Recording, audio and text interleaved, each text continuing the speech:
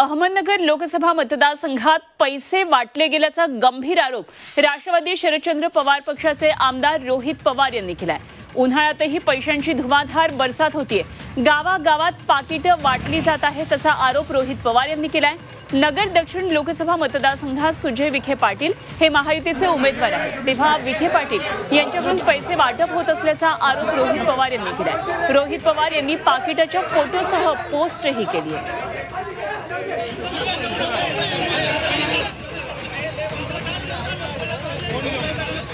तर रोहित पवार यांनी photo post केलेला आहे आणि यामध्ये त्यांनी पाकिटाचा फोटो पोस्ट केलाय आणि त्यामध्ये लिहिलंय नगर दक्षिण मतदारसंघात काय नेमकं होतं या संदर्भात त्यांनी ट्विट लिहिलंय आणि यावर डॉक्टर सुजय राधाकृष्ण विखे पाटील असं या पाकिटावर लिहिलेलं आहे।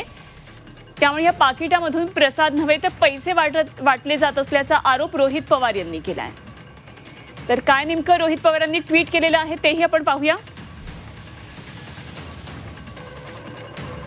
या निवडणुकीमध्ये पैशांचं वाटप होतं अशा प्रकारचा आरोप करण्यात येतोय सुजय विखे पाटील यांच्याविषयी। रोहित पवार म्हणतात, नगर दक्षिण मतदारसंघात उत्तरेतून एक पाकिट आलं असून यामध्ये थोडा प्रसाद आणि मालक मंत्री यांचा फुलाला मतदान करण्याबाबतचं निवेदन आहे।